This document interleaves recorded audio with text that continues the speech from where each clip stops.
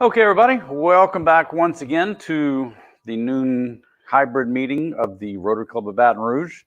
I'm your club president, Haggai Davis, welcoming you in. We have a wonderful speaker today, but we will start off with the invocation by Margaret King. Let us pray. O Holy One, we come to you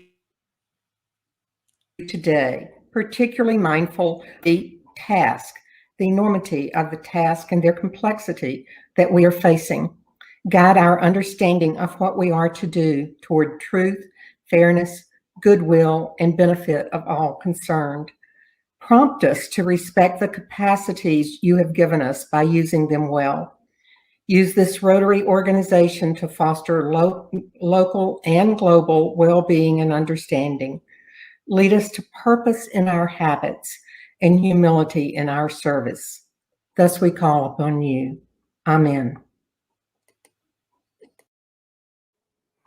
And now the pledge will be led by Jacob Cohn. I pledge allegiance to the flag of the United States of America and to the republic for which it stands, one nation, under God, indivisible, with liberty and justice for all. And the four-way test by Chris Harrell. Please join me in saying the four-way test. Of the things we think, say, or do, is it the truth? Is it fair to all concerned? Will it build goodwill and better friendships? Will it be beneficial to all concerned? Okay, so we have one announcement. Because of the COVID-19 and there is a tremendous blood shortage, so we will be having a blood drive here at the Rotary office on February 10th. It will be from 10 a.m. to 2 p.m., but you must sign up in advance. Sherry will be sending out an email with the link to sign up. Please look for that email coming soon so that we can get everybody lined up, and we will do it very safely and help the community with a blood drive. So now on with our speaker, who will be introduced by President-elect Howie. Good afternoon. Today's speaker, Ronald Harris, is Vice President of Diversity and Inclusion for Blue Cross Blue Shield of Tennessee. In this role, Ronald is responsible for cultivating a corporate culture where diversity and inclusion are aligned with the company's corporate strategy and values.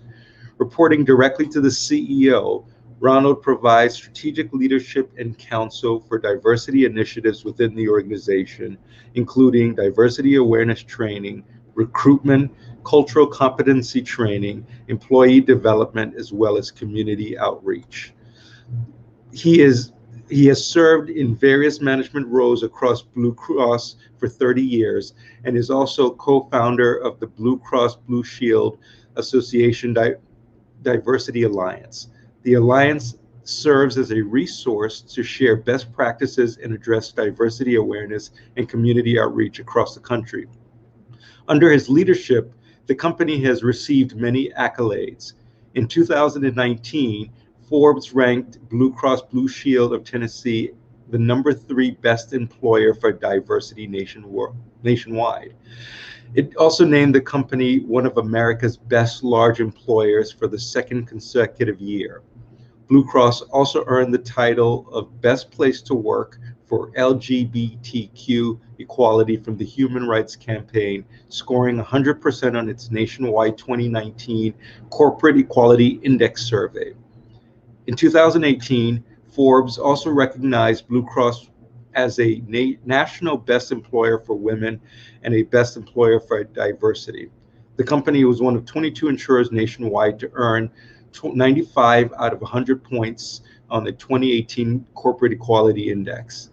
In 2019, the National Organization for Workforce Diversity selected Ronald as a Legacy Award recipient in recognition of his significant contribution in the advancement of workforce diversity inclusion. He's also had other awards, including the prestigious Robert Shaw Symbol of Hope Award, and has been featured in USA Today as well as Equal Opportunity and African American Career World magazines. In 2015, Ronald was recognized by the Chattanooga Women's Leadership Institute as one of the top 5 men promoting women in Chattanooga. Ronald frequently serves as an expert speaker at business functions and conferences nationwide on diversity topics that impact the workplace. His presentations include issues such as generational diversity, disability awareness, stereotypes, effective cross-cultural communication, religion in the workplace, and the business case for diversity. Fellow Rotarians, our speaker, Ronald Harris. Wow. Thank you so much, President-elect Maui. That was a great introduction. I would hope that you send me a copy of it so that I can use it again. That was pretty good.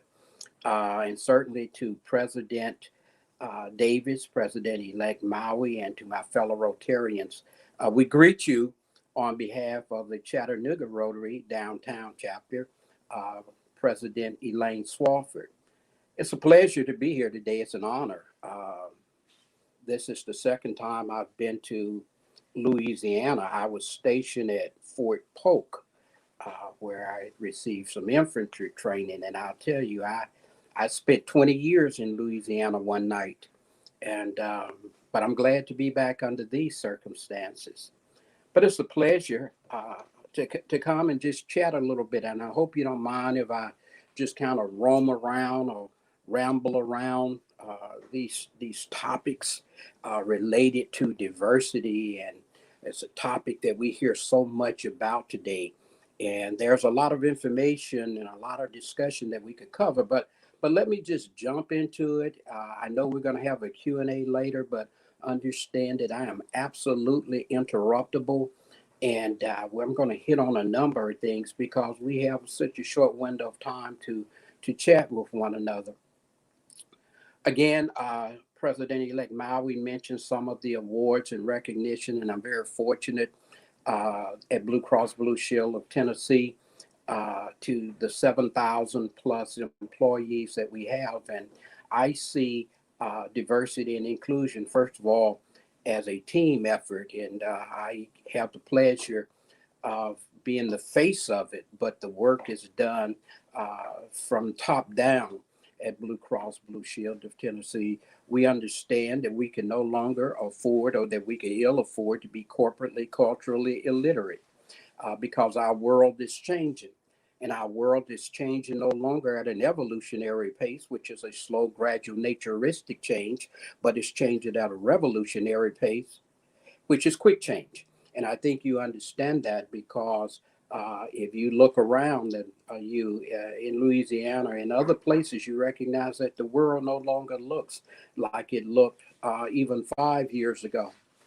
And the fact of the matter is, if you could shrink the world to a village of 100 people with all other human ratios remaining exactly the same, and you could shrink our world to just a village of 100 people, it would look something like this. Of those 100, 60 would be Asians, 12 would be Europeans, 5 would be Americans, 8 would be Latin Americans, 14 would be Africans, 1 would be a Pacific Islander, 51 would be female, 49 would be male, 82 would be non-white, 18 would be white, 89 would be heterosexual, 11 would be members of the LGBTQ community, 33 would be Christians, 67 would be non-Christians, 21 would be Muslims, 15 would be Hindu, 6 would be Buddhist, 5 would be animist, 6 would believe in other religions, and 14 of that 100 would be atheists. 15 would speak Chinese, Mandarin, 7 would speak English, 6 would speak Hindi, 6 would speak Spanish, 5 would speak Russian, 4 would speak Arabic, 3 would speak Bengali, 2 would speak Portuguese, and other languages would be Indonesian, Japanese, German, French, and some other languages. 20 would be undernourished, and 15 would be overweight. 1 would be dying from starvation, and 6 people would own 59% of the world's wealth. And all 6 of those people would live in the United States. 80 would live in substandard housing. 24 would have electricity. 67 would be unable to read. 1 would have a college education, and only 7 would have access to the internet. 1 would have HIV, 1 would be near death, and 1 would be a newborn. So you see, our world is a lot different than our neighborhoods, and our world is becoming impacted certainly at a global level. And it's important that we understand that, because in your businesses, in your communities, in your chapter of the Rotary, and in all of your dealings with other people, you can ill afford to be culturally illiterate. And so many times when we talk about this work, I'm going to be honest, President Davis, I don't use the word diversity too much, simply because everybody seems to have his or her own definition of what that means. And with such a variety of definitions, it often leads to some head bumping, if you will. And so I think there needs to be some consistency in what that word means. And so I've chosen not to use it very much. And as I say, as I speak, and even at Blue Cross Blue Shield of Tennessee, they know that I feel that diversity is organic. I have absolutely nothing to do with diversity. If you have 2 of anything, you have diversity. Ronald Harris does not impact diversity in any way unless he's one of the 2. But outside of that, I have no control over diversity. Inclusion is intentional when you have to think inclusively to be inclusive. And many times, and too often, in our desires to be inclusive, we have an exclusive mentality. I'll come back to that later. But finally, if diversity is organic and inclusion is intentional, then cultural competency has to be imperative.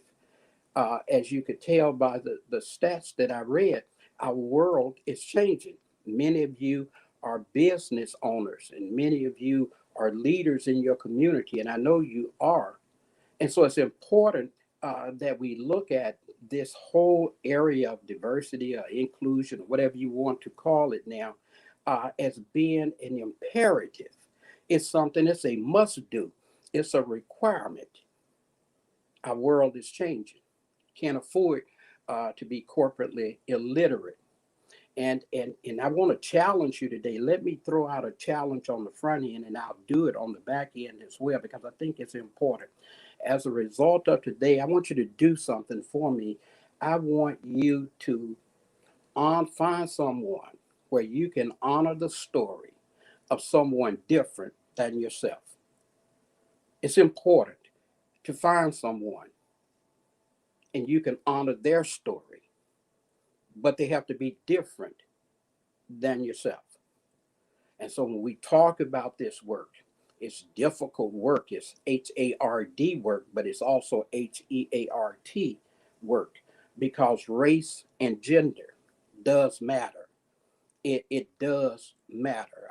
I think President Davis heard me say in Chattanooga, I was speaking in New York one year, and a guy came up to me later, told me how much he enjoyed the presentation, for which I was certainly pleased at that. And then he went on to confess to me. He said, "Mr. Harris, I just want you to know that I don't see color. I don't see color." And I looked at him because I was puzzled. And I said to him, "Well, if you don't see color, I don't want to ride with you anywhere, because we might come to some traffic lights. And if you don't see color, it's not going to be a good day for us. Because, and the other side of that is, if you don't see this, then you are invalidating to a great degree who I am. It's not the most important piece of me. You won't find much profundity in it. But it is a primary dimension of who I am." And he went on to say to me, no, I didn't mean it that way. He said, "What I meant was, you just happen to be Black." And again, I was puzzled and I had to correct him. I said, no, I didn't just happen to be. I came from a long line of Black people. My parents were Black and my grandparents were Black. It didn't just happen, you know. And I understood what he was trying to say, but what I was trying to say to him is that race and gender does matter. But sometimes we get bogged down and don't want to move beyond race and gender, but we have to because there are other dimensions of who we are that matter. Age matters. Age matters. It's important that we understand that a baby girl, for example, born today can expect to live to be 105. The average age now is 64. Some of you here just got younger. The average age is now 64. And it's really speaks to who we are because this is the first time generationally in the workforce that we have what I call 4.5 generations in the workforce. Young people born today, young people coming into the workforce today were born. Listen, young people coming into the workforce today were born in 1999. It's interesting to me. They never saw Larry Bird play basketball. They never saw Magic Johnson play basketball. Popcorn has always been microwavable. And so we're all impacted generationally.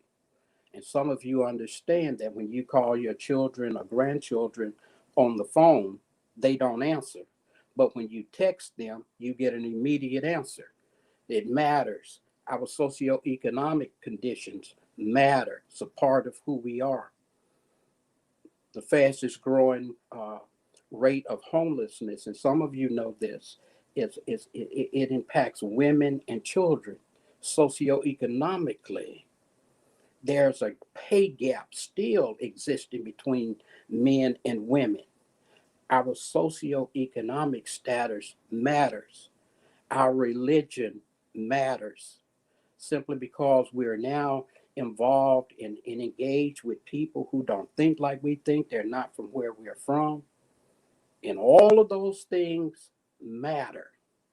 And so we have to be ready to engage those who don't look like us or nor do they think like us. Many times now, and I'm jumping around because I got a short window of time, but I want to hit on some things that are very important to who we are. Very important to who we are. Even as we think about the conversations around unconscious bias, we talk about bias a lot. We talk about the diversity issues and that face us, and we've seen them.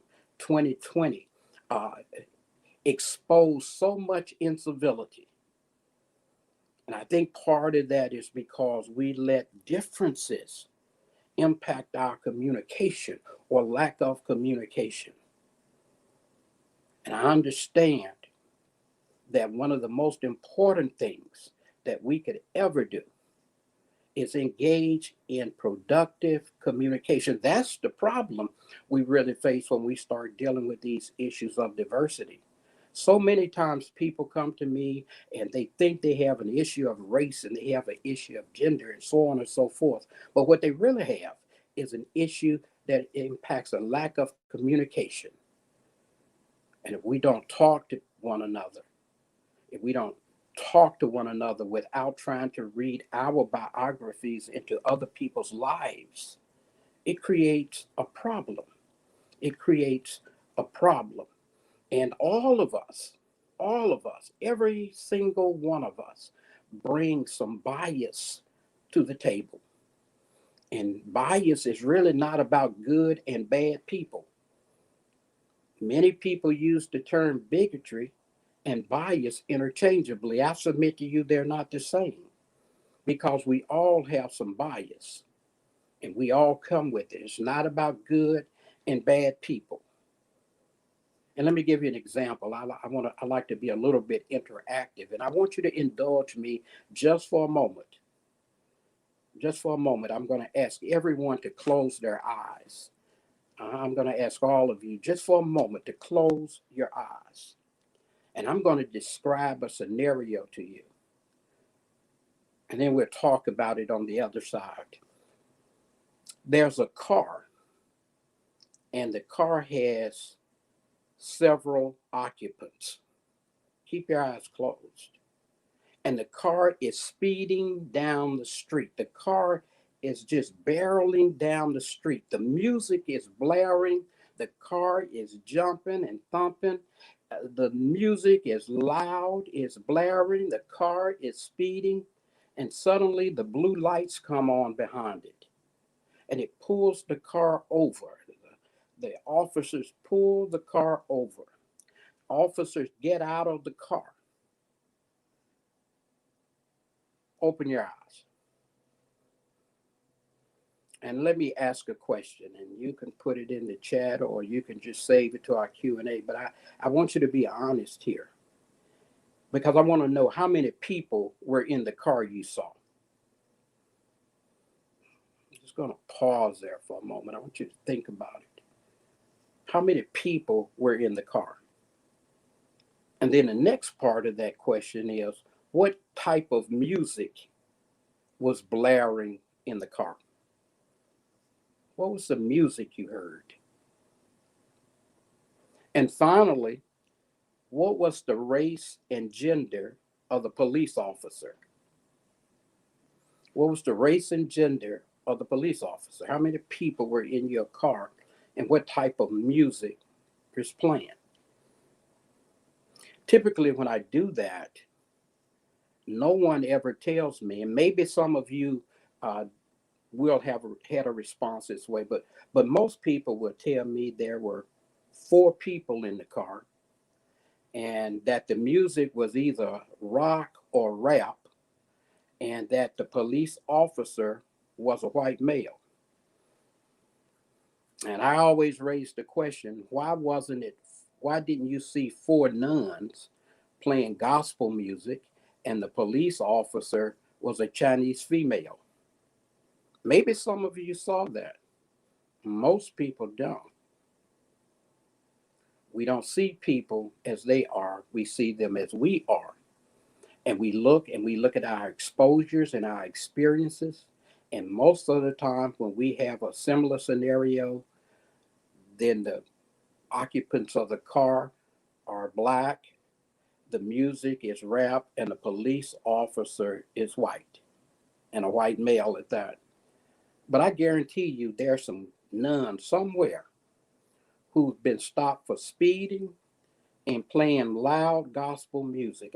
I guarantee you there's a Chinese police officer somewhere in America. It's not about good and bad people. It's just about our biases. And we become biased in a number of ways. Our families, our values, our experiences, television, so on and so forth. And so when we talk about these whole issues of diversity, I just want to tell you, if you're going to do this work effectively, you're going to have to learn to suspend your right to become offended if you're going to be effective. Let me do it again, because I think that's an important piece. You have to suspend your right to become offended if we're going to be effective and close some of these communication gaps and close and rid ourselves of some of this incivility that seems to permeate our world right now, our country, our state, even our neighborhoods. Got to learn how to talk to each other. Got to learn to let people bump us around a little bit here and there if we're going to be effective. And that's going to take leadership. It's going to take leadership. And I suspect that all of you are leaders in some capacity. I know the Rotary is a leader. And over the last 6 months, I think I've spoken to at least 7 Rotary clubs. I think I've spoken to at least seven, from Florida to Spokane, Washington, San Antonio, Lansing, Michigan, and it seems like several others in between. And I think the reason for that is because everybody needs to understand and want to talk about this work that we all have a responsibility. We can do this work, but it's going to take us working together. It's going to take the Rotary clubs working together. It's going to take our places of worship working together. Still remains true that 11 o'clock on Sunday, between 11 and 1 o'clock, is still the most segregated time in America. Our typical worship time. There's something fundamentally wrong with that. We've got to do a better job. And it's going to take organizations like the Rotary, and it's going to take organizations like Blue Cross Blue Shield of Tennessee and Blue Cross Blue Shield of Louisiana and all these other organizations, because your workforce is changing. Your workforce is changing. And we got to be prepared for it. Our world is changing. And I'll tell you, let me just pause right there, because what I really enjoy more than anything else is interacting with the audience and really interacting with each and every one of you. So let me pause right there, President-elect Maui, if you don't mind, because I would really love to do some Q&As. So I just rambled a little bit, but let's just talk about some things. Well, actually, you get me President Haggai. Oh, I'm sorry. Oh no, that's great. If you come back in July, you'll get to see Maui doing this part of it. And if you want to put Maui on with us. That'd be I great. don't want to put him on. I want you. Oh no, it's great having Maui here with us. It's good training for him, because he's going to be taking the seat soon enough. Okay, good to see you both. So one of the questions I had is here in Baton Rouge, for example, we're 50, almost 50-50 as far as our population, as far as race, and yet it's still, we struggle in this town with racism. What are some of the things that you encourage people in places to do to try and work through and get past these situations of kind of racial struggle? Yeah, some of the things that we've done, it exists. We were always, unfortunately, every city has its isms. Every community has its isms, race, sex, age, and all of those things are a very real part of our communities. But I think people of goodwill will learn to suspend their right to become offended, and also recognize that the most effective solutions to it is our ability to sit down and talk to one another. And I get involved, and I get other organizations involved, such as the Urban League and the other civic and social organizations. And they've got to be a part of the conversations. The chambers of commerce are also great organizations to get involved. And I call them small groups. Learn to deal with the story of somebody who doesn't look like you. And I don't know what the makeup of your Rotary Club is. I don't know the demographical makeup of it. But I think you can start there and allow yourself to become uncomfortable. You got to become uncomfortable. I think when we have these critical conversations, they have a historical relevance, no question about that. But if you're comfortable, these conversations should make you uncomfortable. And if you're uncomfortable, they should make you comfortable. But I think you have to have the critical conversations, not only at the organization level, but at the individual level as well. And I found organizations such as the Urban League and even some of the sororities, fraternities, the chambers of commerce. I try to engage everybody in the conversation. But you have to continue them. You have to continue them. Subsequent to the George Floyd killing, America did some interesting things I saw in the demonstrations, and those demonstrations were multiracial, multicultural, all ages, and I was amazed at what I saw. But what happened? People had an emotional attachment to it, and organizations start trying to grab the diversity folk, and they start hiring diversity folk. And once the emotional piece of it, as long as the murder wasn't proximated, we didn't see it anymore, then we kind of went back to what was our norm, when we should have continued the conversation. I'm thankful at Blue Cross that we've continued those conversations from top down. We created what we call critical conversations, uh, and we involve everyone in these conversations. We talk about unconscious bias. We talk about the difference between racist and anti-racist, or non-racist and anti-racist.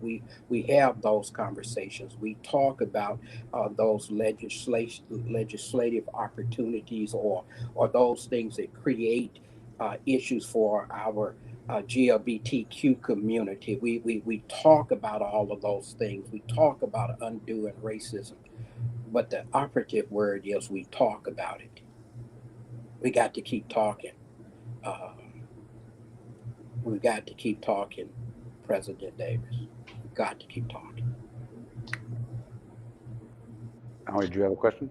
Ron, one of the questions I had in regard to age and younger workers coming into the workforce, and how to bridge that gap, and especially now where it looks like a lot of work in some industries can be done virtually versus, even old guys like myself who are still used to going into the office, and how best to deal with things like that.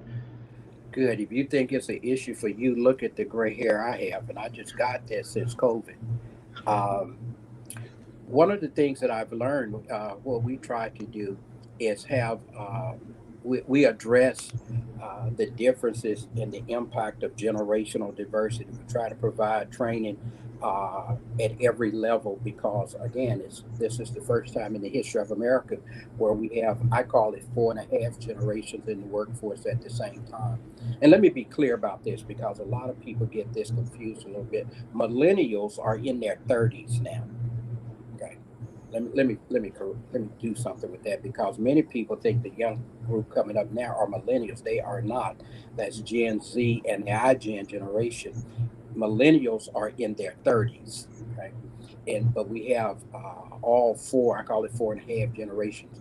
One I'm really afraid of, I don't know what the post-COVID generation is going to look like. I'm doing some study around that and bringing in experts to talk about that. But I think what you have to do is recognize, and what you really find as the barrier, is communication, and the communication styles is what creates most of the issues in the workforce. Because boomers like me, uh, we are more direct in our communication. We want face to face. We won't talk over cubicle walls. We don't talk around poles or anything like that. We do that. Gen X, and I'm sure that there's a great number of Gen X in your audience today. Gen X are email generation, and they do it because they don't trust people. So they send you emails day in and day out for any reason, to maintain a paper trail. And so you have to understand the way they work, and their form of communication is email. Gen Z, Gen Y, uh, these are folk who use a lot of social media. And so you have to make sure that your organization has that. And then you have a handful of what I call veterans in there, who like to have direct communication. So if there's someone who was born before 1945, you got to approach them in a whole different way, which means you don't send emails, you don't send the text messages and all of that. You have to tell them directly. It requires work, President-elect Maui. It requires a lot of work, but it's worth doing, because the young folk who are at home now doing this is what they wanted to do anyway. 57% of our workforce said they don't want to come back. Okay. And as a baby boomer, I'm so tired of being in Zoom rooms. You know, I'm looking at you two guys, but I'll tell you, I would rather be with you. And I can promise you, we'd rather have you here. And I would rather be there so that I could, you know, just lean over and talk to the president there and lean over and get that tie that you're wearing, because I like ties and I haven't worn one in a year and a half now, it seems. And so the difference again goes back to the style of communication. There's a lady, and I'll throw her name out there. I don't think she'll be angry with me. Her name is Jessica Stallings, and she's the president and CEO of an organization called Regenerations. And she is phenomenal as a speaker and in terms of her data as it relates to this is all she does. She does all of this work around generational diversity. She's one of the best that I've had the pleasure of meeting. So I'm just throwing her name out there if anybody wants it. Jessica Stallings Holder is her name. And if you're in the market for someone, Brother President, if you're in the market for someone who can really delve into it, I recommend her. Well, and I also want to agree with you. I have two children. One is a millennial and the other is a Gen Z. And even the two of them communicate differently. And so the Gen Z, it's difficult to communicate, period. And the millennial is much more likely to either be messenger or text. But yeah, and voice the communication interesting is not thing, important. yeah, interesting thing is if you are 40 and you interact with a young person 25 years of age or younger, if you're over 40, that young person has more in common with someone of another race and ethnicity than they do you. I can believe that. Yeah. As far as the guy that you ran into there in New York who doesn't see color, I guess he would think Maui and I are twins. Except I'm a lot older than Maui. That's I'm his the older only brother. difference. Listen, that's the only difference I see. But that's important because even in the conversations we have now, in our efforts to be, I don't know what the correct word is I'm looking for, but in our efforts to show how nice we are and all of those things, it's still important that we recognize the uniqueness of each other. Now we get hung up on things that none of us had any responsibility for, because nobody sitting in your audience today, none of the Rotarians there chose the race that they are. You didn't have any say so in that, nor did you choose your gender, nor did you choose to not be homosexual. Nobody actually chose those things. Now we can have lively and robust discussions over lunch about the impact of those things, but the reality of those things is none of us did that. And we spend too much time talking about the things that makes us different when we have so many things in common. You know, I haven't met anybody who doesn't want to be respected. I haven't met anyone who doesn't want to be trusted. I've never met anyone of any background who doesn't want to be communicated with. And so we can't read our biographies into other people's lives. And that's what we do most of the time to our detriment. That's a fascinating way of putting it, that we're trying to inject our biography into other people's lives. I never really thought of it in those terms. That's awesome. And what was the name of the speaker one more time that you had mentioned, the lady's name? Jessica Stallings, Stolling Holder. She recently got married. And she's the president and CEO of Regenerations. She's just one of the most knowledgeable, engaging people, even on Zoom and other platforms. She is just one of the most dynamic and knowledgeable people I've ever come across. Because we had a question from Alicia Murphy. She was asking to share that so that we could maybe reach out to her as well, or at least some of our members could reach out to her. Absolutely, and I don't often go around endorsing and doing that, but she's that the subject of generational diversity is something that she's incredibly passionate about. She has several books out on it, and she is one of the most engaging speakers that you'll ever meet. Well, Mr. Harris, really appreciate you spending some time with us. Hope you will, when this COVID thing is over with, actually come on down to Baton Rouge, come spend some time with us. We'd love to have you at lunch and just hang out and get to know you better. Well, you know what? I'm going to hold you to that, because I have this thing about Louisiana and Cajun food. And oh, so Masha, come on down. Have your platinum card with you, because that lunch is going to cost you big. That's a deal. I've got you there. I got you covered. Yeah.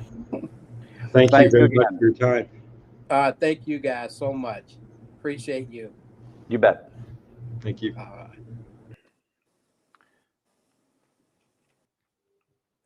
Okay, so that wraps up our meeting for the day. Again, just a reminder, the blood drive coming up on February 10th. Look for that notification from Sherry. She'll be sending out that email asking you to sign up, because you will need to sign up in advance. Next week, we will be back here again, 12:15 on February 3rd. Our speaker will be the District Governor, Yvonne Norman, the District Governor from District 6200. In the meantime, stay safe, do mask up, and we'll see you then. Bye.